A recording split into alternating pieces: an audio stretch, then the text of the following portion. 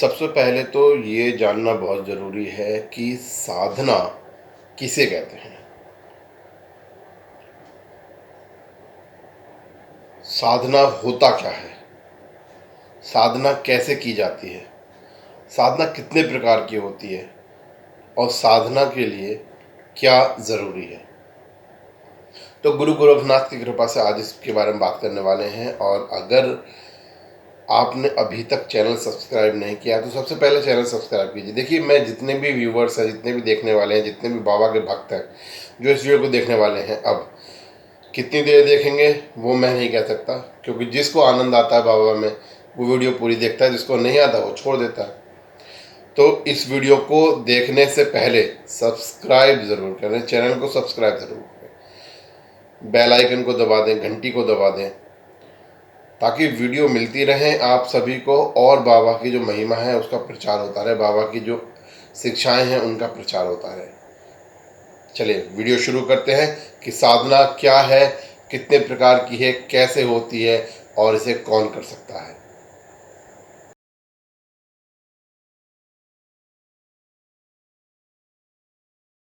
जय बाबा की, जय गुरु गोरखनाथ, जय सिद्ध बाबा महाराज, जय धाम आहार की जय, बोलो नीले घोड़े वाले की जय, जहावीर गोगा जी महाराज की जय, बागड़ देश की जय। देखिए दोस्तों, हम लोग बहुत ज़्यादा कन्फ्यूज़न में रहते हैं। हम लोग ये सोचते हैं कि साधना कैसे की जाती है, और अक्सर लोगों ने देखा है कि जब साधना की बात आती है कि हमें साधना करनी है बाबा की या हमें साधना करनी है किसी इष्ट की, तो लोग सोचते हैं साधना का मतलब हो गया आपको संन्यास लेना पड़ेगा, आपको ब्रह्मचर्य व्रत का पालन करना पड़ेगा, आपको घर छोड़ना पड़ेगा। बहुत सारे लोगों के दिमाग में ये सब चीज़ें आती हैं कि साधना है तो ये करना पड़ेगा। और इसी वजह से कई बार क्या होता है कि वो साधना से दूर हटते हैं, साधना करने की कोशिश ही नहीं करते। उनका मन करता है कि हम साधना करें, पर वो कई नियमों और कई प्रकारों के चलते साधना नहीं करते।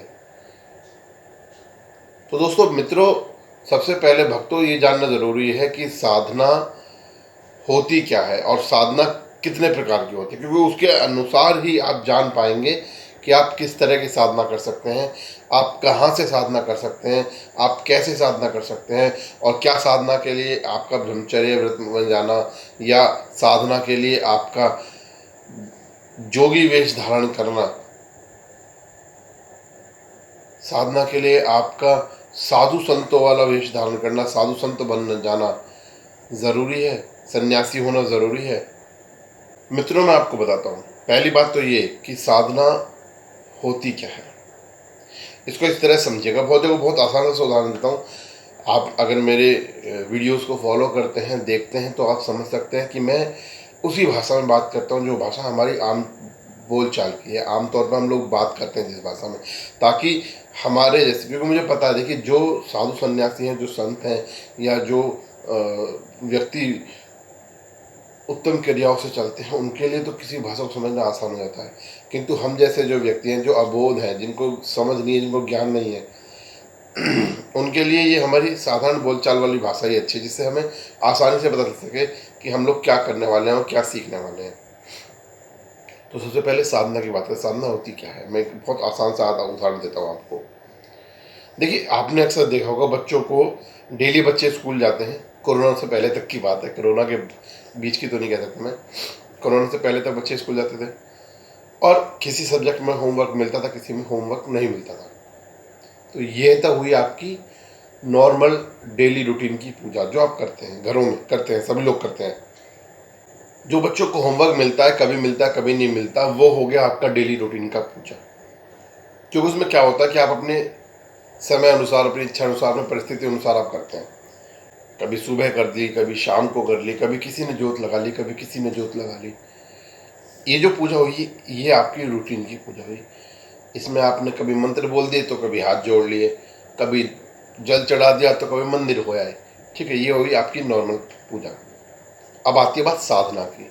तो जिस तरह बच्चे, जब याद है वेकेशन पे जाते हैं, छुट्टी में जाते हैं, तो उनको एक होमवर्क मिलता है, बड़ा हॉलीडे होमवर्क जिसको बोलते हैं। वो आपको करना होता है 30 दिन के अंदर, 15 दिन के अंदर, 20 दिन के अंदर वो करना होता है। तो उसी प्रकार से हमारी साधना होती है। जो पूजा आप करते हैं उसका कोई नियम नहीं होता, पर साधना का एक नियम होता है, एक तरीका होता है। साधना का मतलब होता है कि आपको किसी भी ईस्ट को, मैं बार बार एक बात कहता हूँ कि गुरु गोरखनाथ जी ने कभी ये नहीं कहा कि मेरे को पूजिए। वो कहते हैं आप जिसको पूजना चाहते हैं, जिसकी पूजा करना चाहते हैं, उसकी पूजा कीजिए, पर तरीका मैं बता देता हूँ। तो साधना का मतलब होता है कि आप एक ऑर्गेनाइज्ड वे में, आप एक व्यवस्थित तरीके से, आप एक नियमों के साथ किसी भी ईस्ट को साधना चाहते हैं, किसी भी ईस्ट को मनाना चाहते हैं, किसी भी ईस्ट को अपनी तरफ आकर्षित करना चाहते हैं कि भैया मैं आपका भक्त हूँ या मैं आपका सेवक हूँ, आप मेरे साथ आइए, मेरे साथ मेरी पर अपना कृपा दृष्टि बनाइए, मुझ पर अपना आशीर्वाद बनाइए। तो ये होती है साधना, इसको बोलते हैं साधना, जिसमें आपको नियमों के अनुसार पूजा करनी होती है, आपको व्यवस्थित तरीके की पूजा करनी होती है, और आप इसके लिए जैसे अलग अलग इष्ट देवों के लिए अलग अलग साधना के तरीके हैं, तो आप एक प्रॉपर तरीके से साधना करते हैं और एक एक नियमित बंधे हुए समय से साधना करते हैं। 30 दिन की साधना, 15 दिन की साधना, 45 दिन की साधना, 51 दिन की साधना, 21 दिन की साधना, 31 दिन की साधना, इस तरह से साधना की जाती है। एक बंधे हुए समय में बंधे हुए तरीके से ईश्वर की आराधना करना, जिसका एक नियम होता है कि हम इस नियम से प्रार्थना करेंगे, साधना करेंगे, आपको उस पर्टिकुलर एक टाइम के अंदर जो आप पूजा करते हैं उसको साधना कहते हैं। उसको किसी भी ईस्ट को, किसी भी देवी देवता को साधना कहते हैं, उसको हम साधना बोलते हैं, वो कहलाती है साधना। अब साधना के प्रकार की बात करते हैं। तो पहले तो ये समझ लिया हम लोगों ने कि साधना होती क्या है। डेली की रूटीन की पूजा से हटकर एक नियत समय के लिए नियत नियमों में बंधकर नियत तरीके से की गई पूजा को ही साधना कहते हैं। और साधना किसी भी ईस्ट को, किसी भी एक देवी देवता को, किसी भी पर्टिकुलर एक, ये नहीं कि आप गए और आपने सुबह की साधना करने बैठे और आपने सभी देवी देवताओं का नाम ले लिया, सभी इष्टों का नाम ले लिया और सभी को एक साथ साधने लग गए हैं। गलत है। साधना किसी भी, मैंने कहा ना, किसी एक स्टुबलेट तरीका, एक बहुत ही पॉजिटिव तरीका है। एक पर्टिकुलर पॉइंट पर हम जैसे एम लेते हैं ना, गन चलाते हैं या बाण चलाते हैं तो हम एम लेते हैं, तो इसी तरह साधना के समय भी एक एम लिया जाता है कि हमें इस ईष्ट की साधना करनी है, हमें बाबा गुरु गोरखनाथ की साधना करनी है, हमें गोगा जी महाराज की साधना करनी है, या हमें भोले शंकर महादेव की साधना करनी है। तो एक पर्टिकुलर किसी भी देवी देवता को साध कर पर्टिकुलर नियम से, पर्टिकुलर टाइम में की गई, पर्टिकुलर तरीके से की गई साधना, पूजा साधना कहलाती है। ठीक है, अब इसके प्रकार की बात करते हैं। मुख्यतः साधना दो प्रकार की होती है। एक तंत्र साधना, तंत्र मंत्र साधना, ठीक है, और दूसरी होती है देव साधना। दो प्रकार की साधना होती है, तंत्र मंत्र साधना और देव साधना। बिल्कुल स्पष्ट है, नाम से ही स्पष्ट है। अगर आप थोड़ा सा भी अपने बुद्धि का, विवेक का प्रयोग करेंगे, आप बाबा की कृपा का प्रयोग करेंगे, आप बिल्कुल आसानी से समझ जाएंगे। तंत्र मंत्र साधना वो साधना होते हैं जिसमें हम लोग तंत्रों की, मंत्रों की साधना करते हैं। किसी भी एक ईष्ट को पकड़कर, किसी भी एक ईष्ट के चरणों में अपना स्थान मांगकर, किसी भी एक ईष्ट के चरणों में अपनी आहुतियां देकर हम किसी तंत्रों को, मंत्रों को हम सिद्धि कराते हैं। स्पेसिफिक तंत्रों मंत्रों की सिद्धि करते हैं। और हम लोग तंत्रों की, मंत्रों की सिद्धि करते हैं किसी भी अभिष्ट कार्य को सिद्ध करने के लिए या अपनी शक्ति को बढ़ाने के लिए। आपने देखा होगा बहुत सारे तांत्रिक देखे होंगे। वैसे तो नॉर्मली अगर मैं कहूँ बात, तो 50 से 60% जो तांत्रिक हैं आज, वो सब फेक है। कुछ ही तांत्रिक हैं जो बहुत अच्छे तांत्रिक हैं, जिन्होंने वाकई में साधना की है, जिन्होंने वाकई में मंत्रों की सिद्धि की है। किंतु जो भी तांत्रिक हैं या बाबा के भक्त हैं, देखिए तांत्रिक और भक्त होने में, दोनों में अंतर है। तांत्रिक तामसिक क्रिया करते हैं और भक्त जो होते हैं दैवीय क्रियाएं करते हैं। मंत्र सिद्धि दोनों करते हैं, तंत्र सिद्धि दोनों करते हैं, तांत्रिक भी करता है, भक्त भी करता है। पर भक्त और तांत्रिक में सबसे बड़ा अंतर क्या है? तांत्रिक तामसिक क्रियाएं करता है, किसी के ऊपर किया कराया करना है, किसी के ऊपर बंधन बांधने हैं, तो ये तांत्रिक करते हैं, क्योंकि उनका जो तरीका है वो है तामसिक। उन्हें दूसरों की परेशानी से कुछ नहीं लेना है, उन्हें तो अपने क्रियाओं से मतलब है। और दूसरी क्रिया होती है दैवीय, जो भक्त करते हैं। भक्त क्या करते हैं? भक्त उन बंधे हुए बंधनों को खोलते हैं। किसी परेशान है, कोई परेशान उनके पास आता है, तो अपनी तंत्र की शक्ति से, अपने मंत्र की शक्ति से उसकी परेशानी को दूर करते हैं। वो होती है दैवीय क्रिया, जो भक्त करते हैं, तांत्रिक नहीं करते। तो आप इस बात को समझिएगा। तो तंत्र मंत्र की साधना होगी। तंत्र मंत्र की साधना अक्सर आधी रात पे की जाती है। अक्सर तंत्र मंत्रों की जो साधनाएं होती हैं वो आधी रात को की जाती हैं,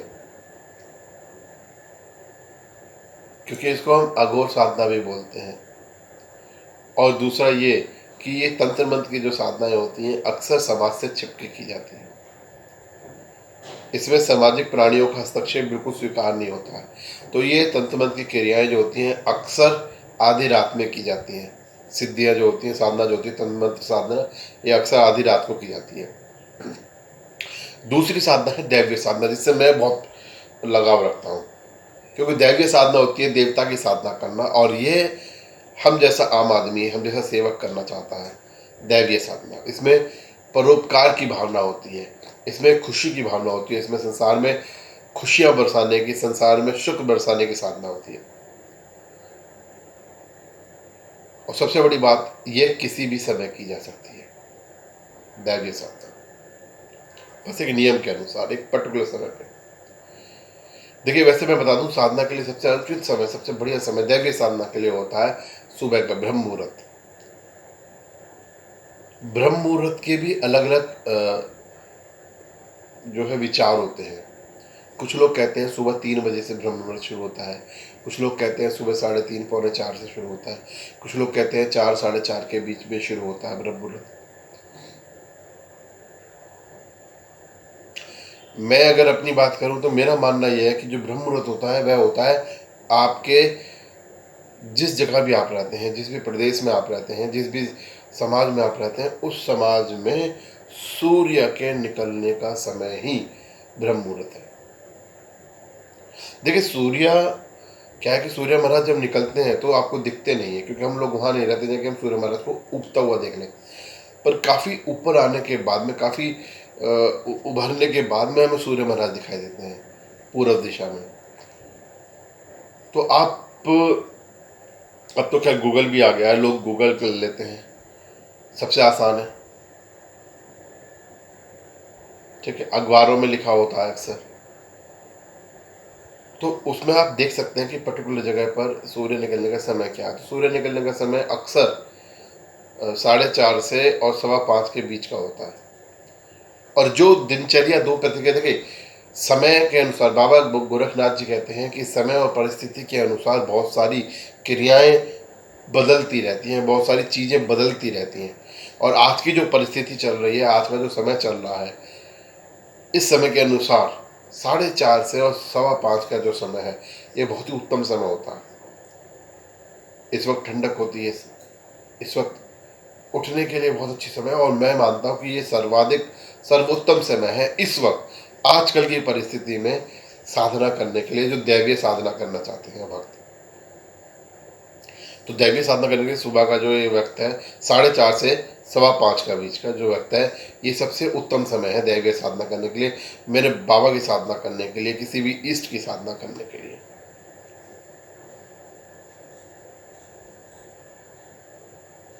तो मैं उम्मीद करता हूँ भक्तों, मित्रों, कि आप समझ गए होंगे कि साधना किसे कहते हैं, साधना कैसे होती है, साधना के कितने प्रकार होते हैं।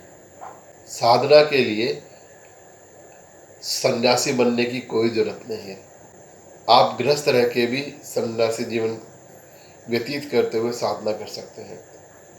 और ज़रूरी नहीं है आप सन्यासी जीवन व्यतीत करें, आप गृहस्थ रहते हुए, जैसे गृहस्थ के नियमों का पालन करते हुए भी साधना कर सकते हैं। कलयुग केवल नाम आधारा, मैंने पहले भी बोला है, कलयुग केवल नाम आधारा। तो आप गृहस्थ जीवन में बंधे हुए अपने सभी नियमों का पालन करते हुए साधना कर सकते हैं। तो उम्मीद करता हूँ कि आज की इस वीडियो से आपको पता चला होगा कि साधना क्या होती है और कितने प्रकार की होती है। बस अपने इष्ट को मनाइए, अपने बाबा को बनाइए, अपने देवता को मनाइए, उनका ध्यान कीजिए और एक नियम बांध लीजिए और साधना शुरू कीजिए। आपकी साधना 100% 100% सफल होगी।